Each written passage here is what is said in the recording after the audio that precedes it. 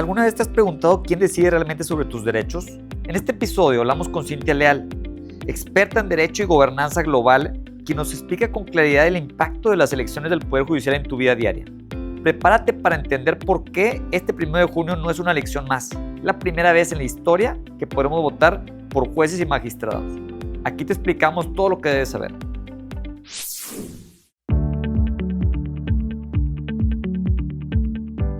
Hola Cintia, bienvenida a Vía Pro, ¿cómo estás? Hola Arturo, encantada de estar aquí. Muchísimas gracias por la oportunidad de estar aquí contigo, con tu audiencia en Vía Pro, en Pro Network, con toda la gente y con toda tu audiencia. Muchísimas gracias. Muy honrada de estar aquí. No, igualmente, la verdad es que esta semana hay un acontecimiento muy importante. Y pues te hablé a ti porque obviamente te sigo en redes sociales, sé en lo que andas, sé que eres una persona con muchos estudios, te conozco ya desde 8 años, antes de que te fueras a Canadá a hacer tu doctorado.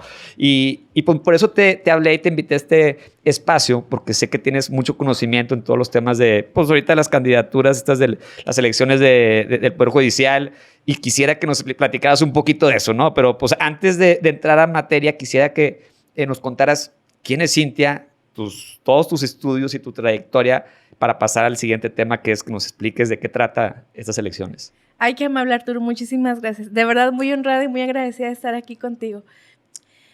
¿Quién es Cintia Leal? Bueno, mira, yo tengo una amplia experiencia tanto académicamente como profesionalmente. Yo he estudiado 2 carreras, 2 maestrías y un doctorado. Mi primer carrera fue la licenciatura en Ciencia Política en el TEC de Monterrey, Campus Monterrey.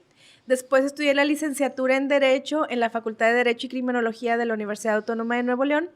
Después estudié la maestría en Administración Pública en el TEC de Monterrey y la maestría después en Derecho Internacional también en el TEC de Monterrey, siempre con becas y excelentes promedios, modestia aparte, gracias a Dios.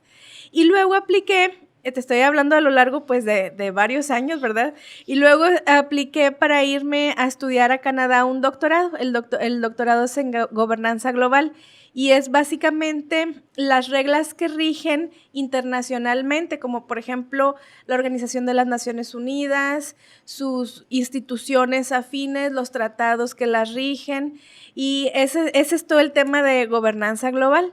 Y bueno, esa es mi experiencia académica, esos son todos mis estudios que yo pongo a tus órdenes, en lo que pueda yo compartir mis conocimientos, soy la más feliz. Muchas gracias. No, pues gracias, las felicidades por toda tu trayectoria. Y quiero empezar primero que me platiques o nos puedas platicar, porque yo me considero una persona medio ignorante del tema del Poder Judicial. ¿Cómo se conforma el Poder Judicial? Digo, sé lo que hace, pero pues tienes jueces, magistrados. ¿Cómo se conforma y qué es lo que hace el Poder Judicial?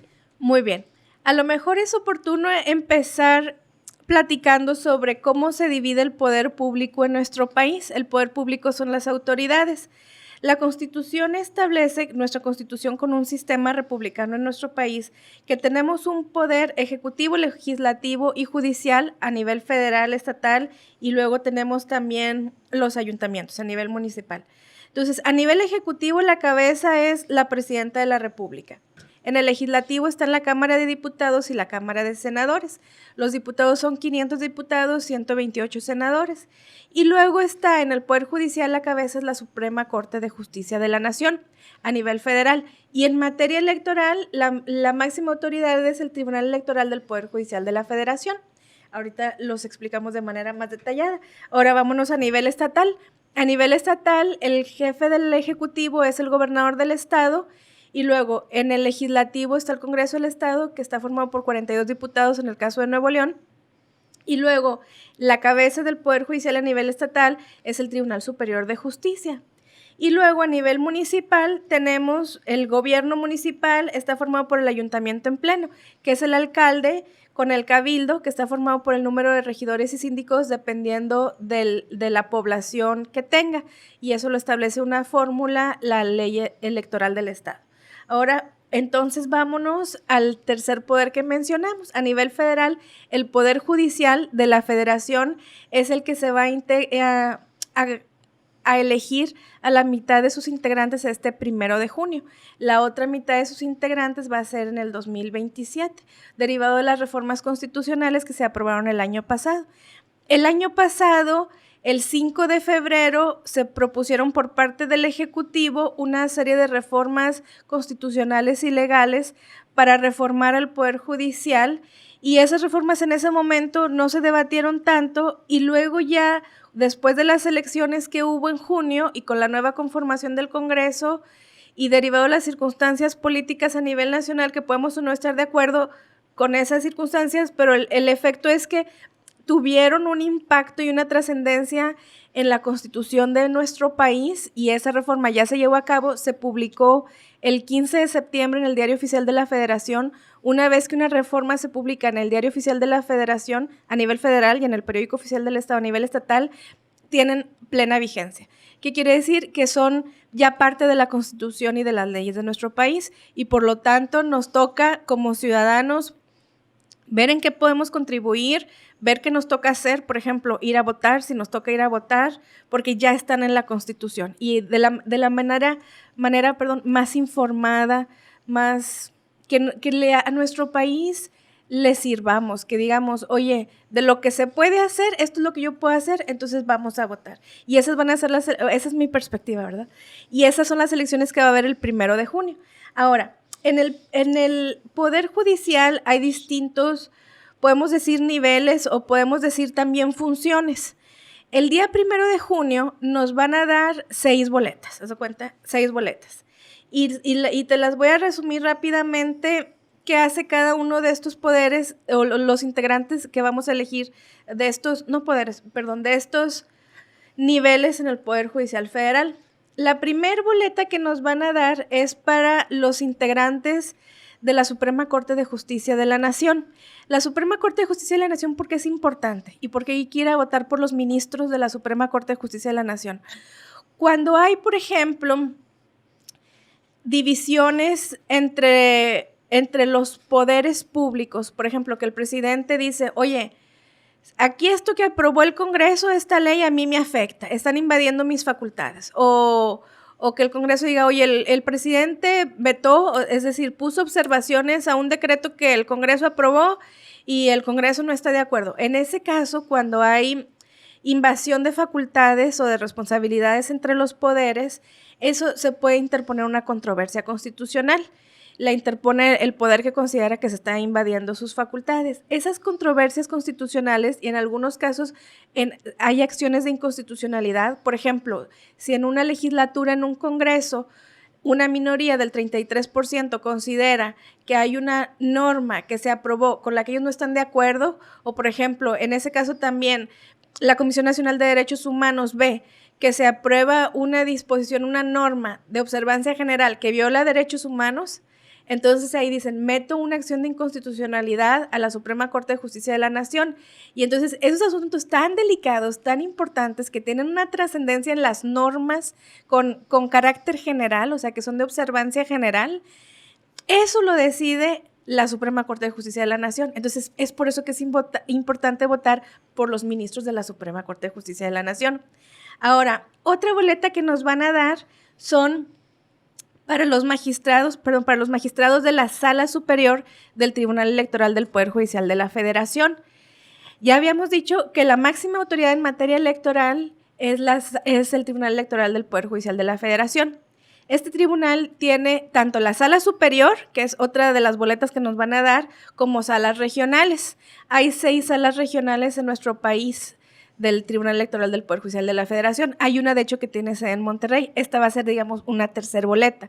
Bueno, estas dos que son en materia electoral son los que definen en las elecciones cuando un partido o un candidato hizo trampa o algún otro partido o candidato considera que le hicieron trampa o que se violaron sus derechos humanos o que, por ejemplo, las mujeres se nos violó por cuestión de género nuestros derechos de participación política, entonces acudimos al Tribunal Electoral del Poder Judicial de la Federación.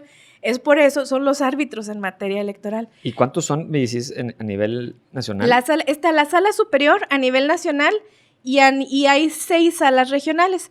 Cada sala regional tiene 3 magistraturas y de hecho, haciendo aquí un pequeño paréntesis, la paridad de género está muy garantizada constitucionalmente en esta reforma que hubo al Poder Judicial y también en los lineamientos o los acuerdos que ha emitido el INE. Entonces, por ejemplo, de 3 magistraturas en las salas regionales del Tribunal Electoral del Poder Judicial está establecido que 2 son para mujeres y 1 es para un hombre.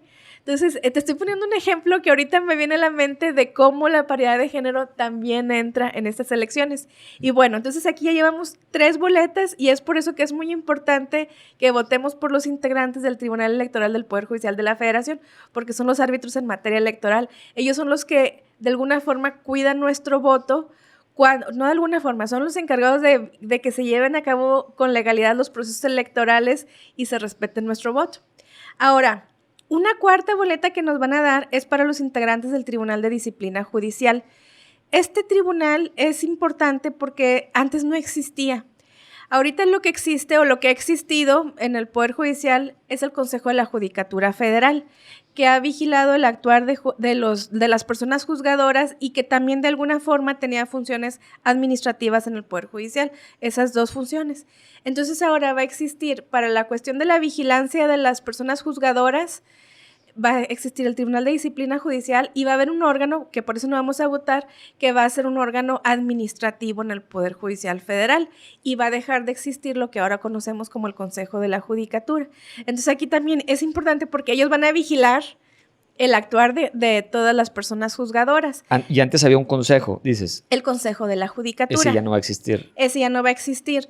Ese Consejo de la Judicatura, nosotros sabemos en general que la reforma fue propuesta por el presidente anterior, fue también impulsada por la presidenta actual y en el Congreso, pues por su partido, el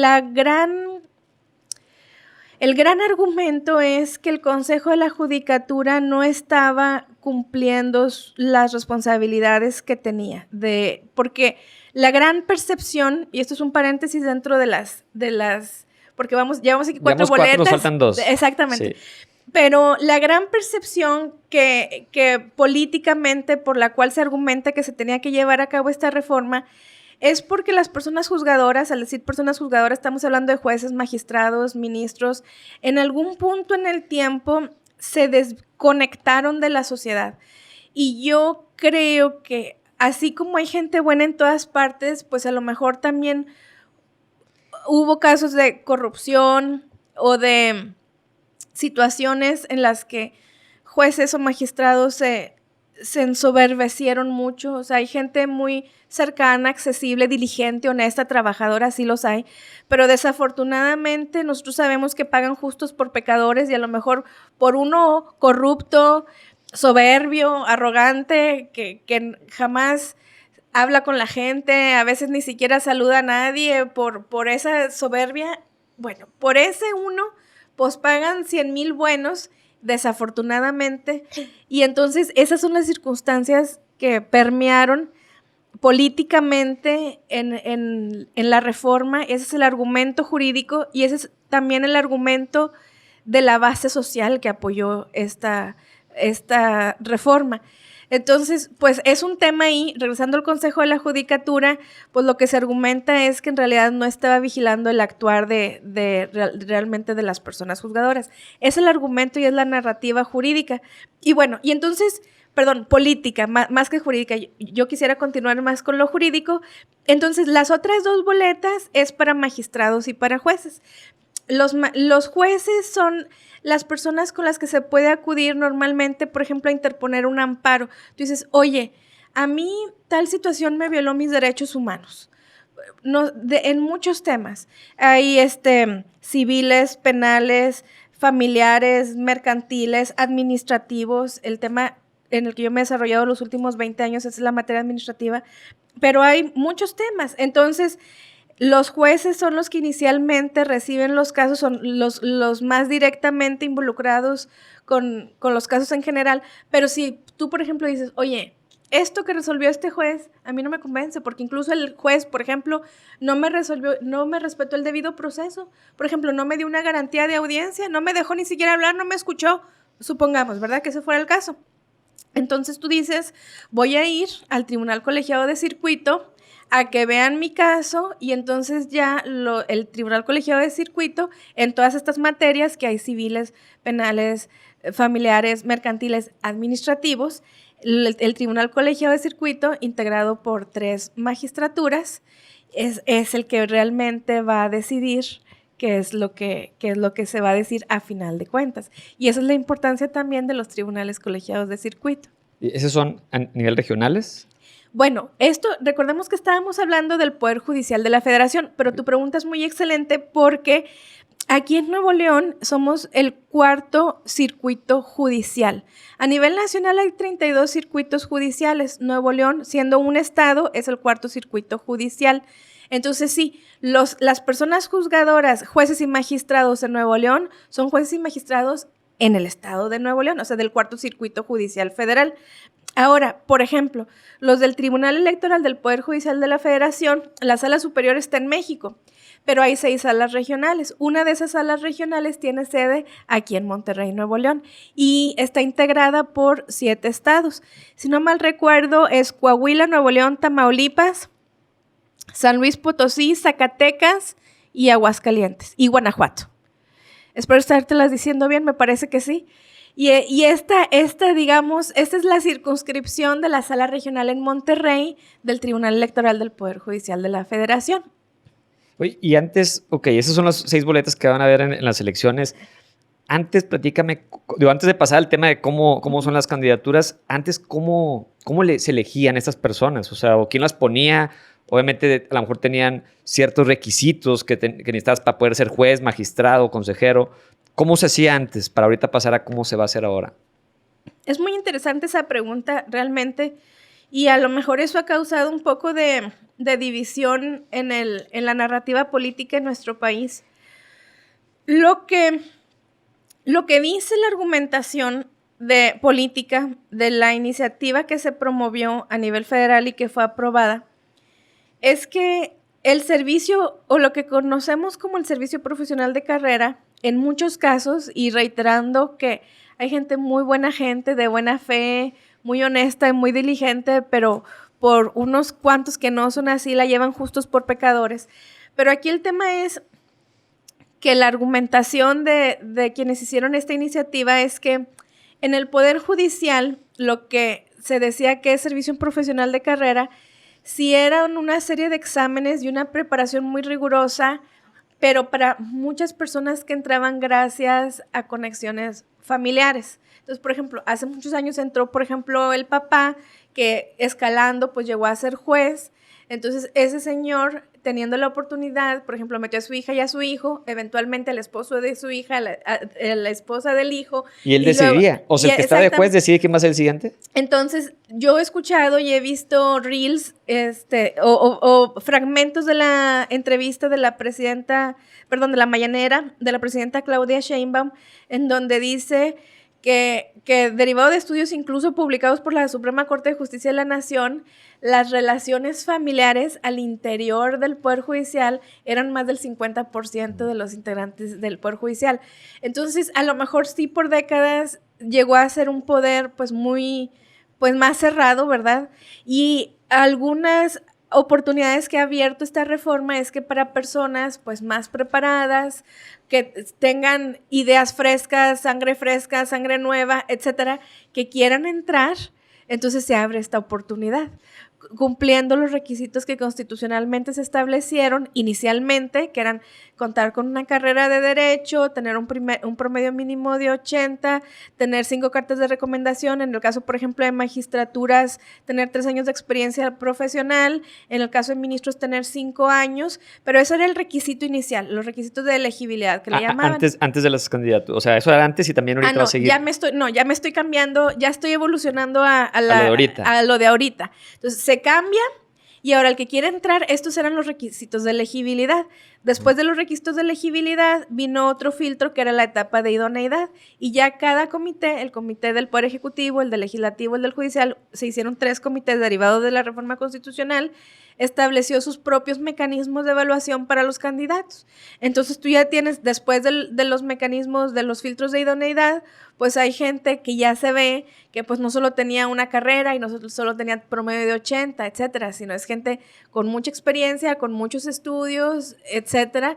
Y entonces ahí ya ves que a lo mejor sí puede entrar sangre fresca, ideas nuevas y mejorar, o lo que se pueda mejorar, la independencia y la imparcialidad y la justicia emitida por el Poder Judicial. O sea, entonces si no cualquiera puede entrar, o sea, tiene que tener toda esa experiencia para poder ser candidato a alguno de estos puestos. ¿Y antes no exigían eso? ¿No se exigía eso? Se exigía de forma, más que nada, y hay que reconocérselo a la gente en el Poder Judicial, la gente que realmente cumplía con los exámenes y todo.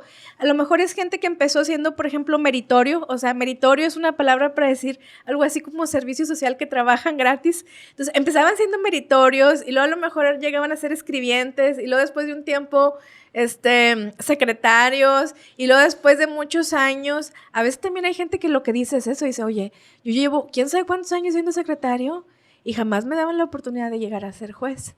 Entonces, son esos detalles que, ¿por qué? Porque lo que se menciona mucho es que era para grupos muy cerrados en los que se apoyaban entre ellos. Ahora, te estoy describiendo a ti las narrativas políticas que están alrededor de una circunstancia jurídica, porque la circunstancia jurídica que vimos que se reformó la Constitución y que ahora hay criterios nuevos para la elección de las personas juzgadoras, y es en el marco de esto que ahora vamos a tener las elecciones el 1 de junio, ¿verdad? Entonces está muy bien, o sea, los candidatos necesitan cumplir esos requisitos. Sí. Y no hay nada que impida, por ejemplo, candidatos que tengan ciertos antecedentes penales o ese tipo de cosas. No hay requisitos. O sea, con que cumplas esos requisitos, tú te puedes lanzar. No, sí había requisitos, pero ahí hay una responsabilidad de los comités de evaluación.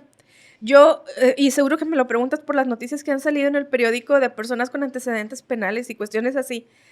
Sí se pedía una carta de honorabilidad, buena conducta, bajo protesta de decir verdad. También en un punto, yo recuerdo que bajé de internet una carta de no antecedentes penales, estaba a punto de adjuntarla y luego me ceñí a los requisitos básicos, pero el punto es que también hubo un proceso para que las personas que dijeran, oye, esa persona no es honorable porque está comprobado que ha hecho tal y tal delito, entonces lo dijeran en los comités de evaluación. Si los comités de evaluación no escuchan o no escucharon eso, porque ahorita ya terminó la participación de los comités de evaluación, ahorita ya estamos en otra etapa, que ya estamos en las campañas y ya casi son las elecciones, pero entonces ahí hay una responsabilidad de los comités de evaluación, ya sea del Comité de Evaluación del Poder Ejecutivo, del Comité de Evaluación del Poder Legislativo o del Comité de Evaluación del Poder Judicial. Ahí sí, como sociedad y en general como abogados, necesitamos que se vayan puliendo los mecanismos. Ahorita, ¿cuál es el mecanismo? Buscar la forma yo escuché en alguna entrevista y vi también en el periódico que se establezcan mecanismos para que no puedan entrar, pero también la ciudadanía buscar la forma de que no se vote a esos candidatos, sino salir a votar por los candidatos en los que nos generan más confianza. Aquí sí también quiero hacer un paréntesis porque nosotros en Nuevo León a lo mejor tenemos unos perfiles, digamos, más preparados, con mayor experiencia que en otras áreas de nuestro país. Entonces, en ese sentido, pues sí tenemos, gracias a Dios, esa oportunidad que tenemos de dónde escoger perfiles con mayor preparación académica y profesional. Y a lo mejor en otros lugares, pues sí sienten mucho mayor riesgo y pues con justa razón. Pero es porque nuestro país es un mosaico, ¿verdad?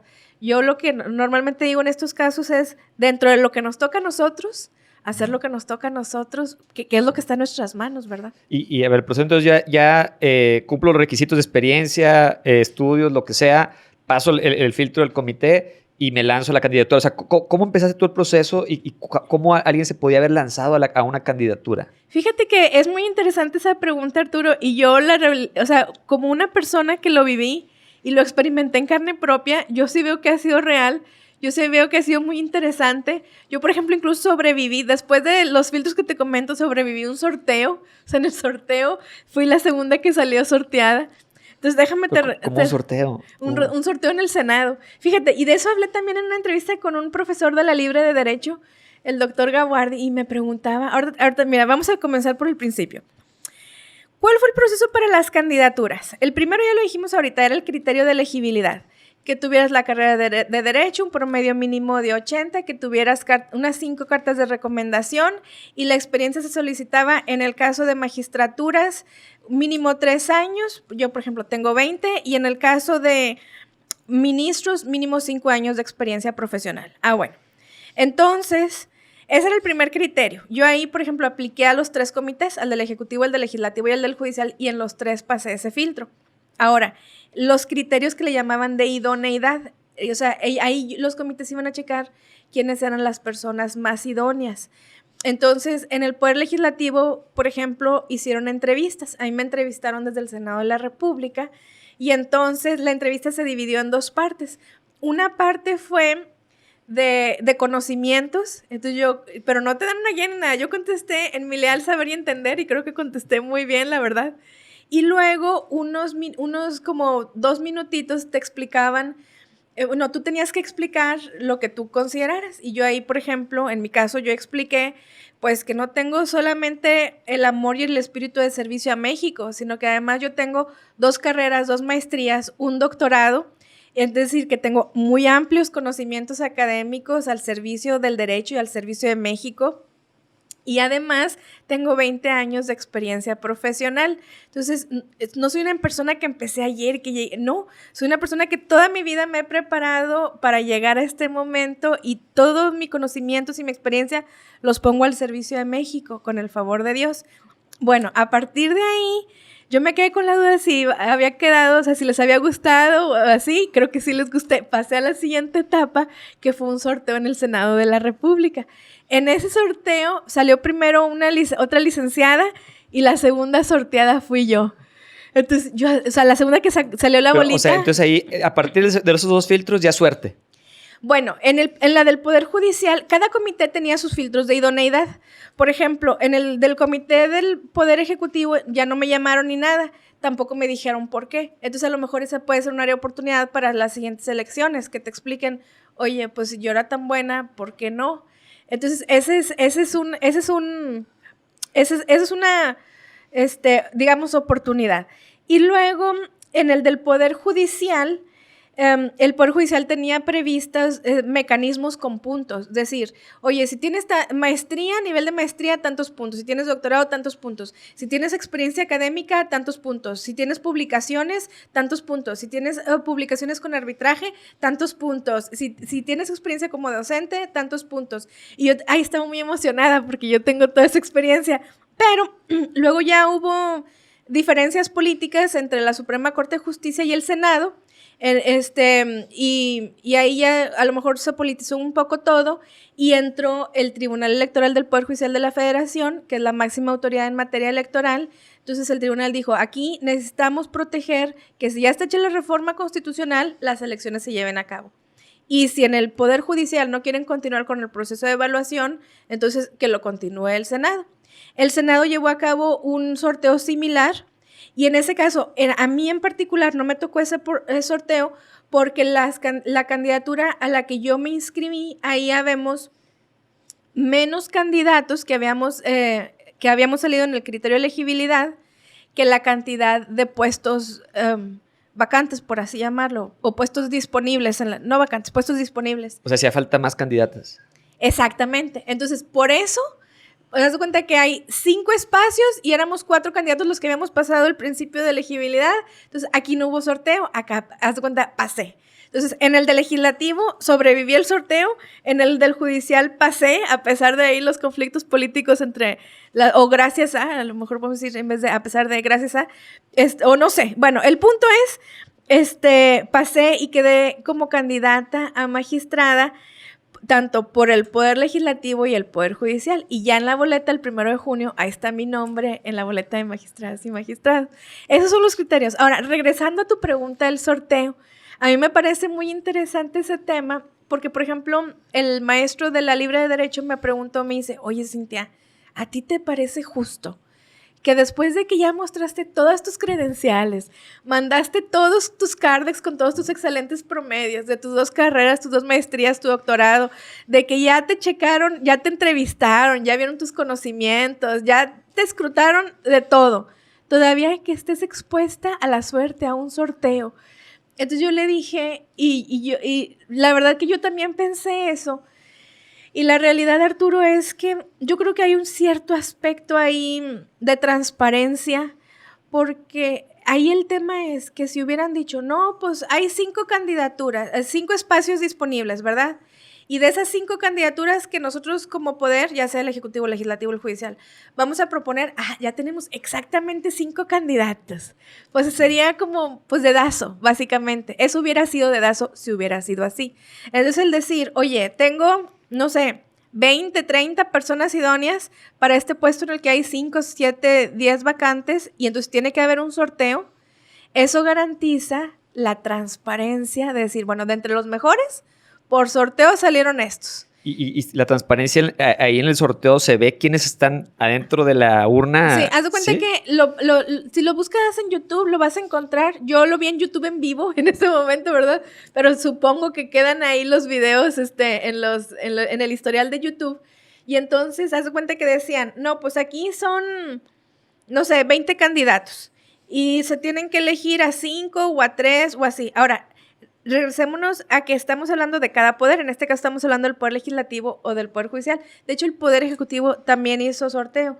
Entonces, bueno, metían, por ejemplo, tenían 20 candidatos mujeres o 20 candidatos hombres. Y así también fue separado por mujeres y por hombres, porque la reforma establece también mucho la paridad de género. Entonces, haz de cuenta, metieron tantas bolitas, Cintia Cristina Leal Garza es la número tal, y fulanita es la número tal, y así, 1, 2, 3, 4, 5, 6, 7, 8, ¿sí? Hasta el 20 o hasta el 30, hasta la que sea. Entonces, a ver, y entonces hacían una tómbola, y luego metían la mano y salía la número tal, fulanita de tal, y luego metían la mano y salía tal, fulanita, y ahí es donde yo vi que yo era la 2, y yo, o sea, y a lo mejor, pues sí, imagínate si no hubiera salido, pues a lo mejor no estaría yo ahorita tan animada, obviamente, pero salí y yo sí siento que ahí se garantizó, digo, en cierta forma la transparencia, porque no es lo mismo decir, pues hay 5 espacios y tenemos 5 candidatos, no, o sea, aquí se escogieron a estos que se ve que son los mejores y de aquí por sorteo salen quiénes, ¿verdad?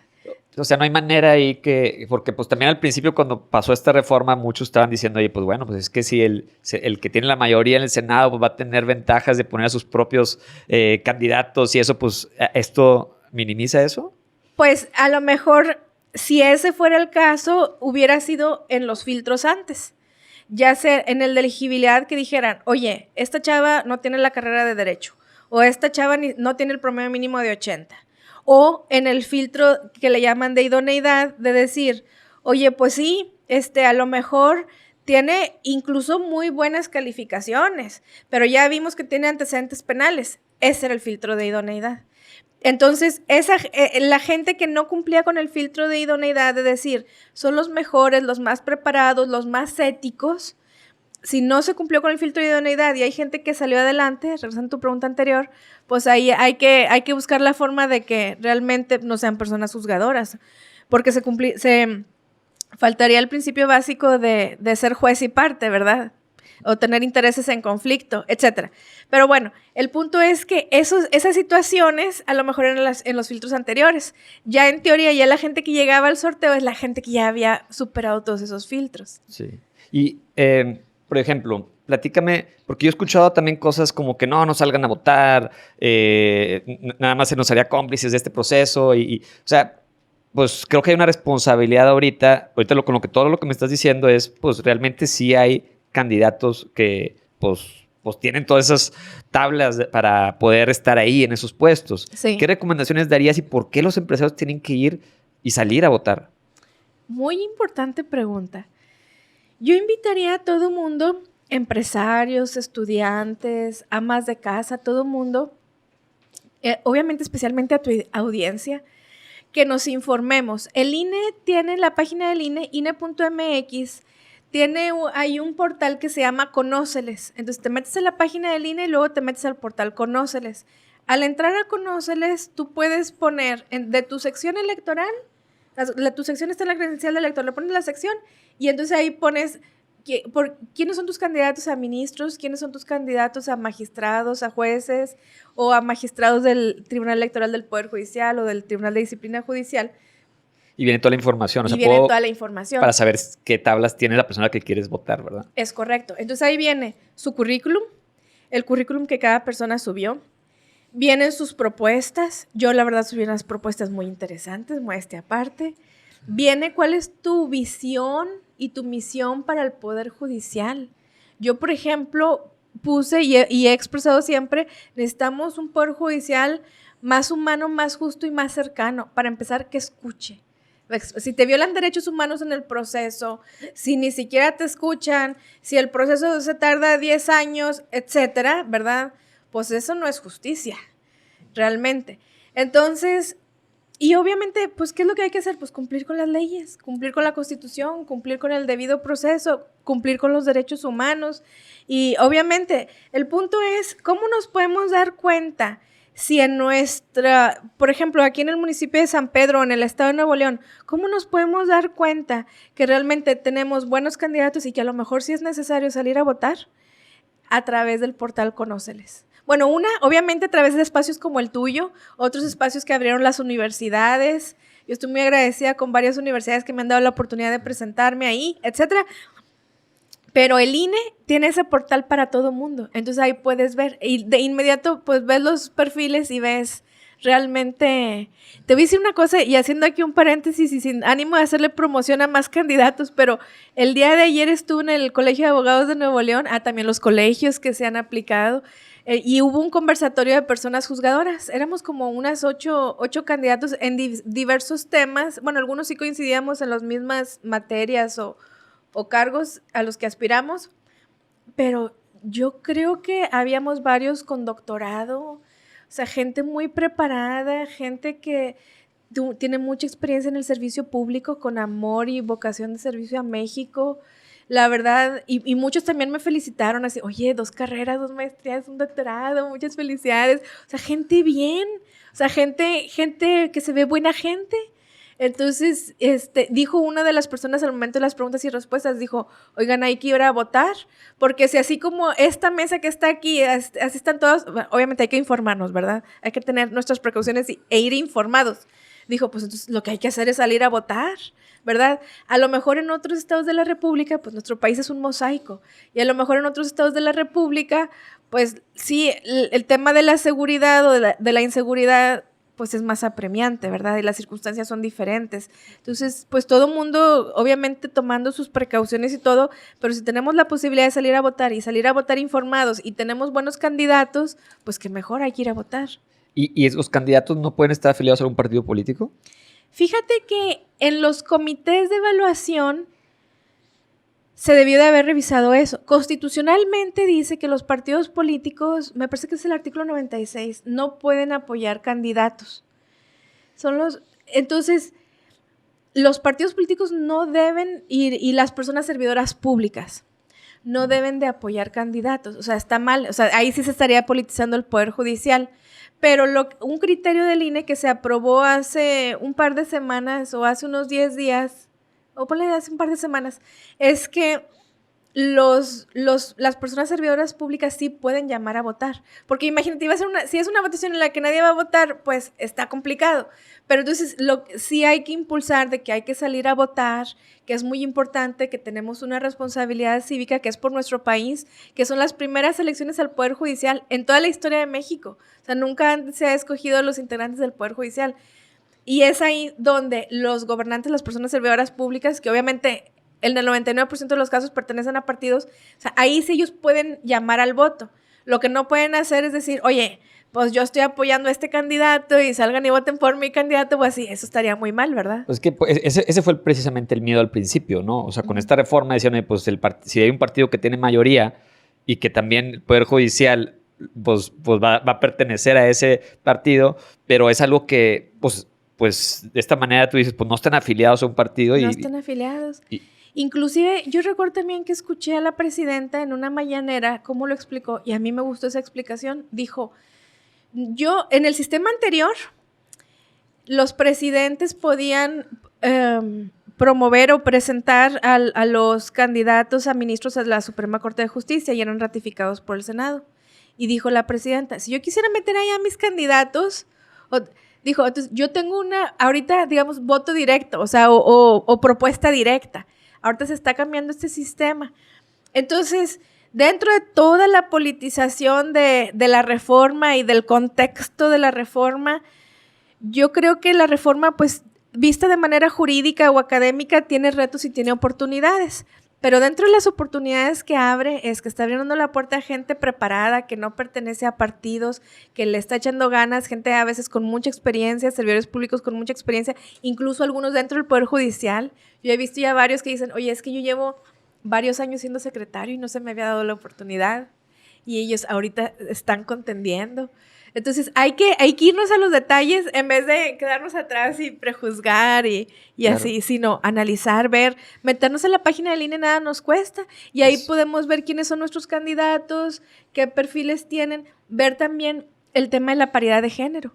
Por ejemplo, en el INE, y esto es otro tema interesante, que es una pregunta que tú me hacías al principio cuando recién comenzábamos, un poquito antes de que empezáramos a grabar, sobre las áreas geográficas. El INE distribuyó el estado de Nuevo León, haz cuenta que este es Nuevo León, en 3 distritos o áreas geográficas, le llama distritos electorales judiciales.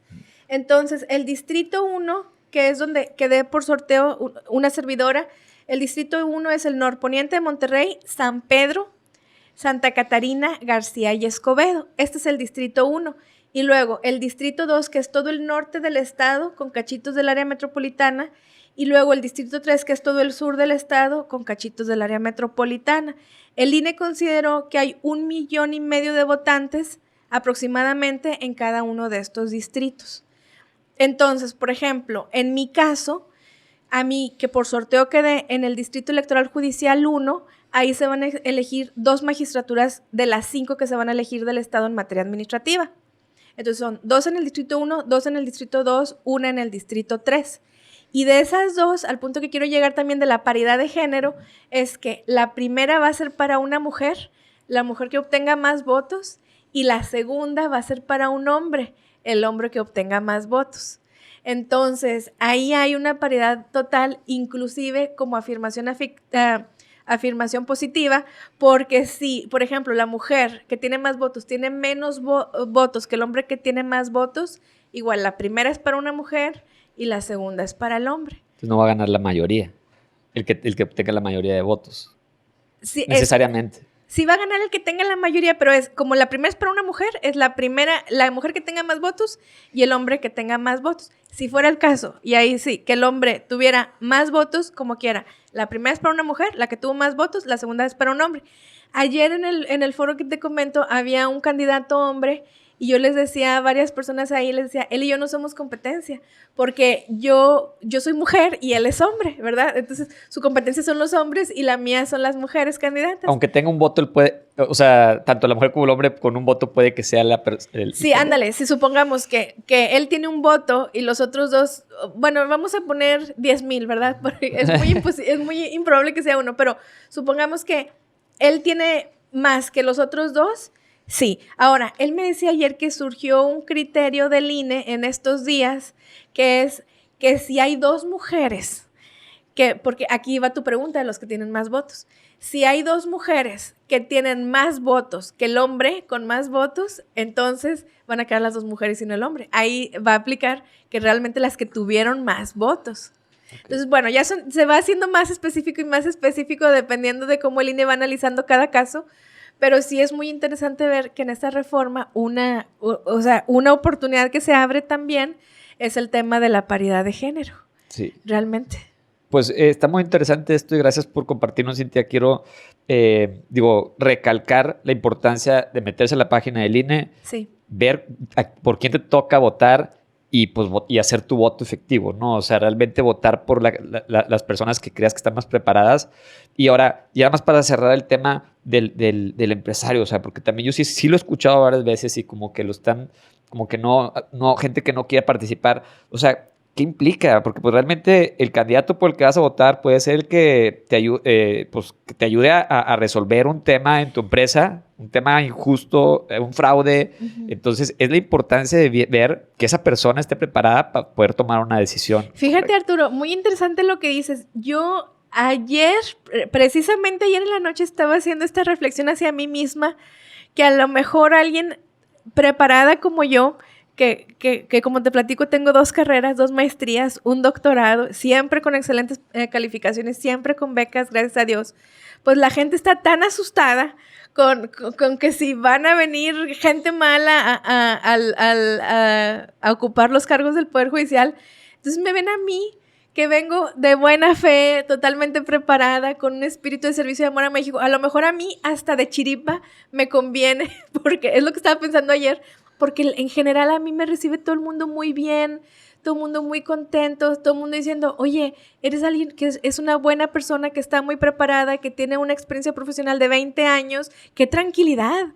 Y en relación a tu pregunta, hace un par de semanas, o la semana pasada, en un despacho de abogados, pues yo estaba visitando a todo mundo como hormiguita, ¿verdad? Desde dando folletos en parques y también yendo a las universidades y en entrevistas con gente, muy buena gente, así como tú, que tiene un amor a México y que dicen que puede aportar mi programa a nuestro país. Bueno, tocando las puertas en todas partes. También me han presentado maestros míos en algunos despachos de abogados. Y entonces hubo un despacho de gente realmente, abogados muy buenos, o sea, que ya eran abogados buenos cuando yo nací, ¿verdad? O sea, desde antes. Y el punto es que muy amables me dijeron, nosotros te prometemos que no te vamos a ir nunca a pedir nada. ¿Esto qué quiere decir? Y estos son los abogados de las empresas que tú me dices. Entonces les da tanto gusto ver gente preparada, que le está echando ganas, que está yendo a tocar puertas de manera respetuosa, con humildad, con respeto, bien. Y entonces realmente les da mucho gusto y no te piden nada, no te dicen, oye, te voy a ir a pedir esto. No, no, no. Así me dijeron, nosotros te prometemos que nosotros no te vamos a ir a pedir nada. Sí, o sea, no te inclines en mi favor, nada más haz lo que sea justo conforme a la ley. Exactamente. Aplica todo lo que has estudiado, aplica todo lo que has aprendido con tu experiencia, haz las cosas bien y yo te prometo que nunca te voy a pedir nada. Así. Y tú, no sé si específicame, tú hacia qué es lo que estás aspirando, qué puesto. Muchas gracias por la pregunta. Yo me registré como candidata y el puesto al que yo estoy aspirando es a magistrada en materia administrativa. La materia administrativa es muy bonita, Arturo, porque es la labor de las autoridades. Ahorita que platicábamos del Ejecutivo, el Legislativo y del Judicial en los órdenes de gobierno federal, estatal y municipal, todo lo que hacen las autoridades es la materia administrativa.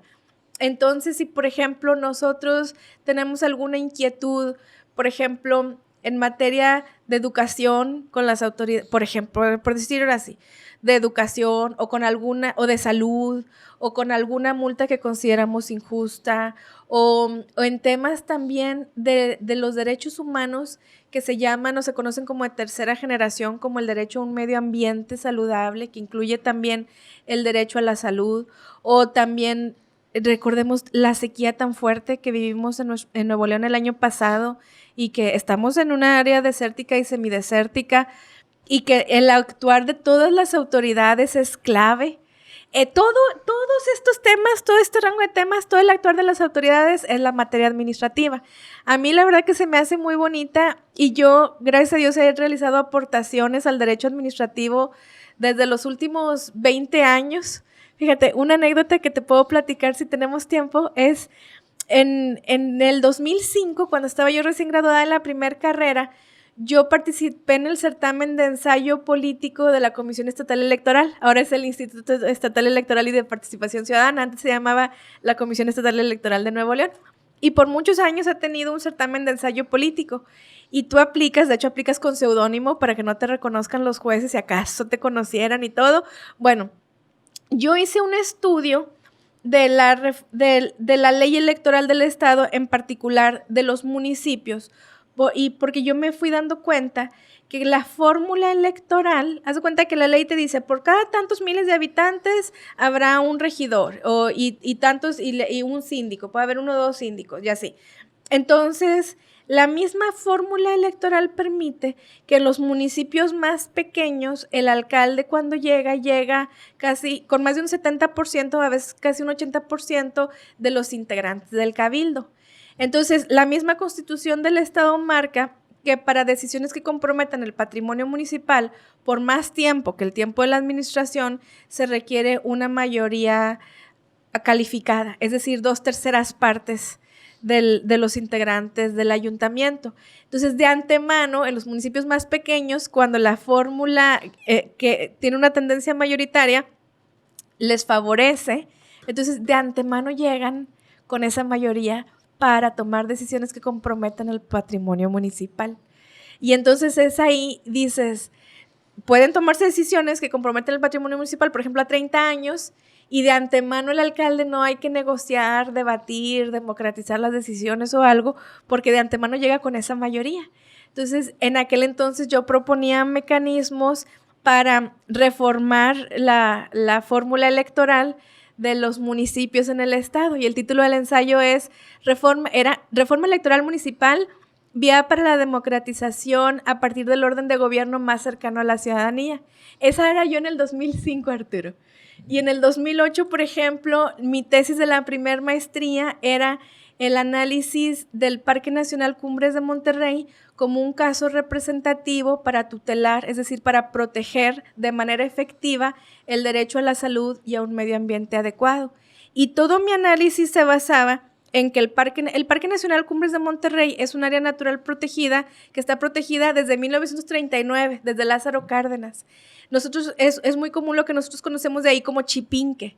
Y sí es Chipinque, o sea, es la Sierra Madre Oriental, pero también incluye el Huasteca, que todos sabemos que es un área desértica o semidesértica. Bueno, todo el Parque Nacional Cumbres de Monterrey, que actualmente abarca más de 177,000 hectáreas, es importante porque brinda servicios ambientales. Por ejemplo, ayuda a equilibrar la temperatura en nuestro estado, la humedad, ayuda a prevenir inundaciones cuando llueve muy fuerte.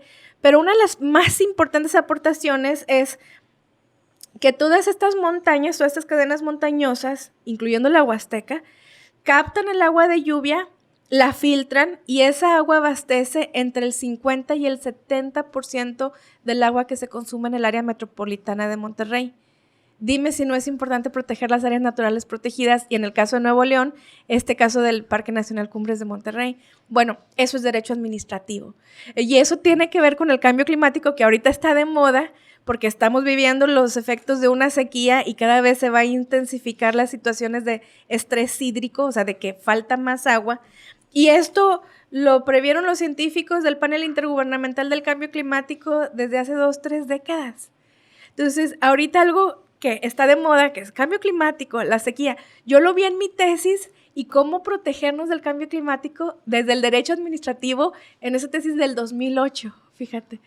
Y luego en mi tesis de la segunda maestría, que fue en Derecho Internacional, yo analizaba todas las responsabilidades que tiene México desde el ámbito también principalmente económico, cómo unir las estrategias económicas con los compromisos y las responsabilidades que tiene México en materia ambiental. Te voy a decir porque hay algo muy importante, que es que el artículo 1 de la Constitución dice que la Constitución mexicana reconoce los derechos humanos que están en la Constitución y en los tratados internacionales que México ha firmado. Y asimismo, todas las autoridades, por ello, deben de promover, respetar, proteger y garantizar los derechos humanos. Fíjate qué importante. Todas las autoridades del Estado mexicano, es decir, no solo la presidenta, no solo el Congreso, no solo la Suprema Corte, no solo el gobernador, no solo el Congreso del Estado, no solo el Tribunal Superior de Justicia, no solamente los ayuntamientos, todas. Estamos hablando la presidenta y el gobernador y todas sus secretarías de Estado, todos sus organismos públicos desconcentrados, todas las autoridades del Estado mexicano deben de promover, respetar y proteger y garantizar los derechos humanos. Entonces, si consideramos el derecho a la salud y a un medio ambiente adecuado como derechos humanos, entonces todas las autoridades, por ejemplo, también las encargadas de atraer inversión extranjera directa deben de traer, digamos, una inversión más socialmente responsable, también en cumplimiento de los compromisos internacionales que tiene México. Por ejemplo, siguiendo los lineamientos de la OCDE, de la Organización para la Cooperación y el Desarrollo Económico, en materia de responsabilidad social para empresas multinacionales. Entonces, hay muchos tratados que México ha firmado, hay muchos compromisos que están también en la Constitución y en las leyes, y también nos corresponde a los ciudadanos hacerlas valer. Y en el caso de esta segunda tesis, la tesis de la maestría en Derecho Internacional, yo decía, todas las autoridades, ante estas circunstancias que vemos de cambio climático, y que cada vez generan más y más desastres, y los desastres hacen que se pierdan vidas y también dinero. O sea, si llega un huracán a Veracruz, a Tabasco, a Cancún, destroza hoteles, destroza familias enteras, el sustento de familias completas, o sea, de municipios completos, ¿verdad? Y eso estamos viendo que esos efectos devastadores de los fenómenos que le llaman hidrometeorológicos, o sea, que tienen que ver con el agua y con el clima, ya sean sequías, pero también estos huracanes que cada vez son más y más intensos, hay que prepararnos ante ellos. Y esto nos corresponde a todos como ciudadanos y a las autoridades, porque es obligación de las autoridades, pues obviamente responder a las circunstancias de la realidad actual.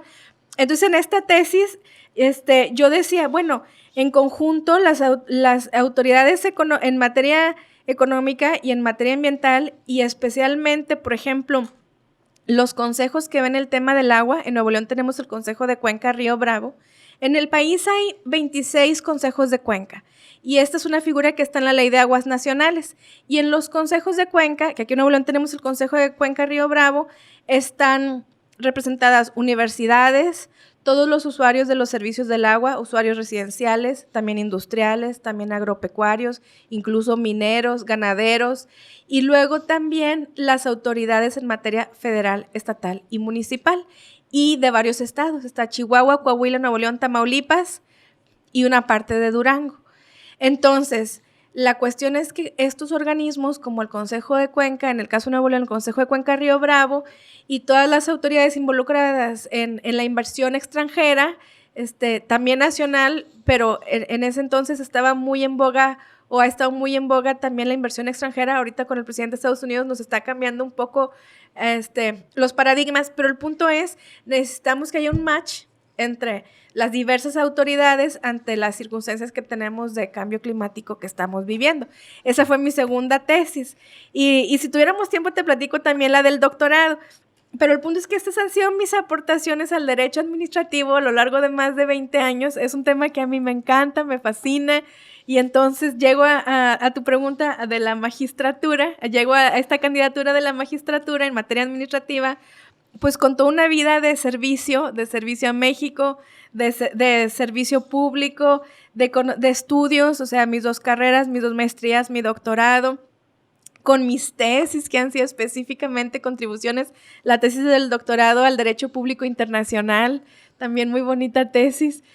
Sí que la platico, pero tampoco quiero, no sé cómo vamos con tiempo, pero son, ¿cómo decirte? Es todo un bagaje de conocimientos, de experiencia, además de mi amor a México, que yo pongo al servicio de México, y especialmente, y pues muy bonito, que es la materia administrativa, que a mí me ha gustado toda la vida. No, y eso va a dar para otra entrevista cuando estés ya Ay, muchas gracias. En el puesto y que tu proyecto pues se esté cristalizando. Con el favor de Dios. Le vamos a dar seguimiento, tenlo por seguro, Cintia. Sí, creo que agradezco la entrevista. Ya quiero pasar a la última sección, porque creo que abarcaste muy bien y nos solucionaste nuestras dudas de qué es lo que se va a vivir en las elecciones, cómo votar, por qué es importante votar, por quién. Oye, vea la página del INE, que es lo más importante que creo que nos dejas hoy. La tarea es vayan, investiguen por quién les toca votar y qué hacen esas personas, ¿verdad? Sí, en el portal Conóceles del INE. Conóceles del INE, como que la vamos a tratar de apuntar ahí en la hora del post para que todos puedan entrar.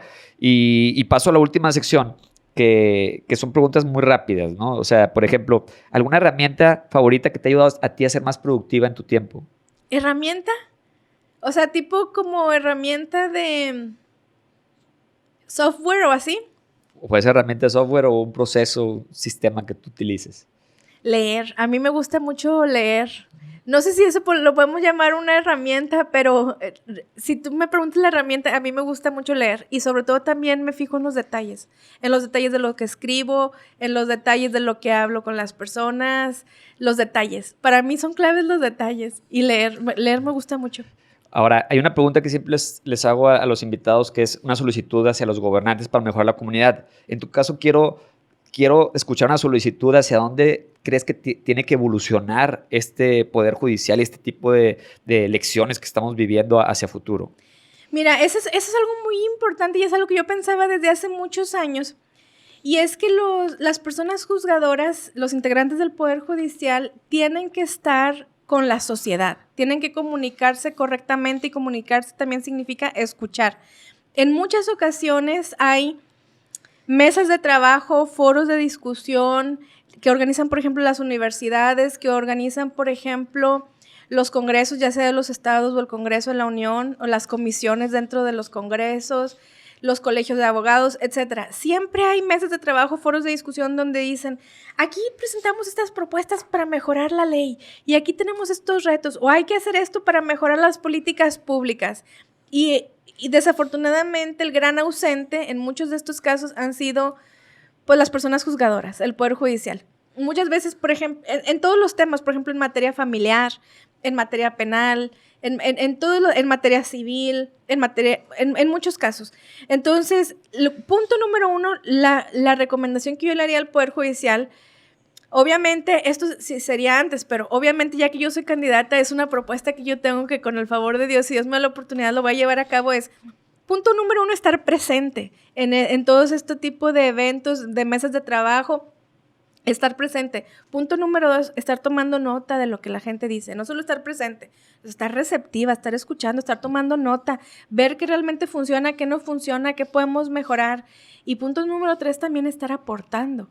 Y los jueces deberían, en mi opinión, y no lo quiero decir como crítica a lo de antes, sino como una propuesta de aquí en adelante, obviamente también reconociendo que a lo mejor hay gente que sí lo ha intentado hacer y por algún motivo no ha podido, etcétera, pero la propuesta es decir, oye, a mí en todos estos casos, que yo como, o sea, como la persona juzgadora es la que aplica el derecho, la que hace justicia. A veces no pueden hacer más porque la ley no les permitía hacer más. Pero entonces tú dices, como persona juzgadora, oye, ¿sabes qué? Yo en este caso no pude hacer más porque la ley solo, lo estamos viendo, por ejemplo, y eso es un tema distinto al de la materia administrativa, pero los casos, por ejemplo, de violencia hacia las mujeres.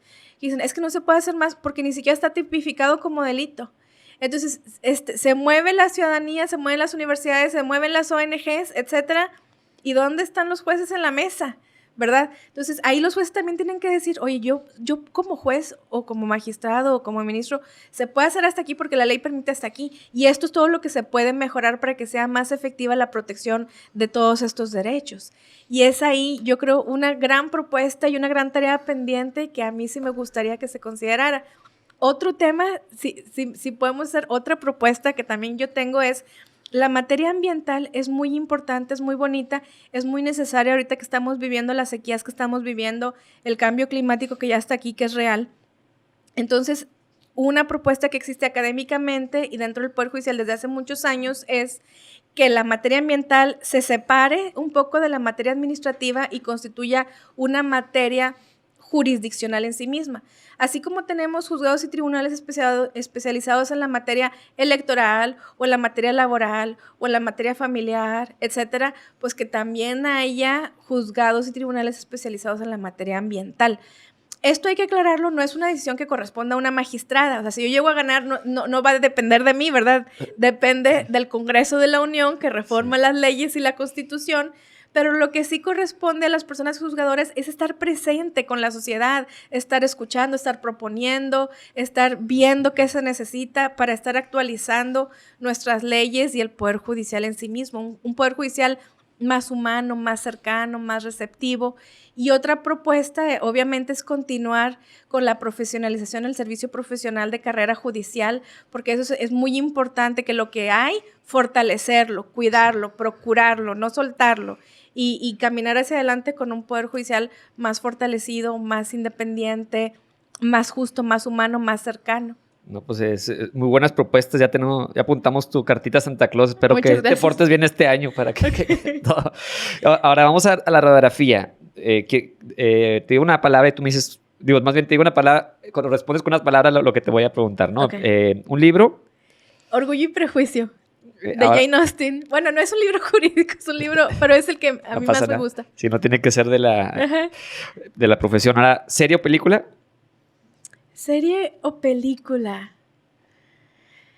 Talentos Ocultos. Es una película de 3 negritas, o no sé cómo decirlo. Son 3 mujeres en Estados Unidos que por su color y por ser mujeres eran discriminadas y que realmente sacaron e impulsaron adelante a la NASA, y gracias a sus contribuciones el hombre llegó a la luna, y adelantos muy importantes, y son mujeres y negritas. O sea, atravesaron todo y tuvieron su trascendencia y su impacto. Qué padre. Ahora, si te digo familia, ¿qué viene a tu mente?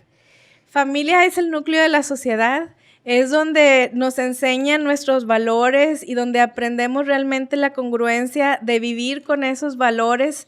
Todo nuestro espíritu de superación, de educación, de servicio, de respeto, de honestidad, de legalidad, todo nace en la familia, y por eso hay que cuidar a la familia, porque en una sociedad donde hay familias fuertes, con valores, con principios, con raíces, es una sociedad fuerte. Ahora, un hábito que te ha llevado al éxito.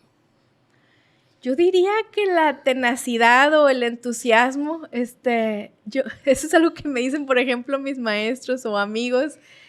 Si yo creo que algo es correcto, que es justo y que debe de ser, pues estoy tocando la puerta, ¿verdad? Hasta que me abren. A lo mejor podemos llamarlo tenacidad, no sé, y compromiso también, porque es en base a cuando consideras que es algo justo, ¿verdad? Si no, pues no. ¿Algo que haces para ser feliz?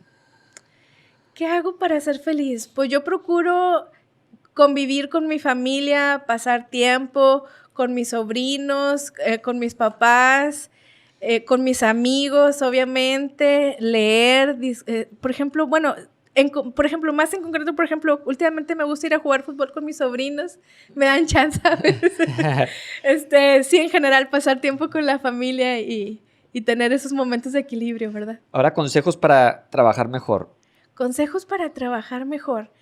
Un consejo que yo aplico a mí misma, o a lo mejor son 2. 1, poner música que te ayude a estar tranquila, enfocada, equilibrada.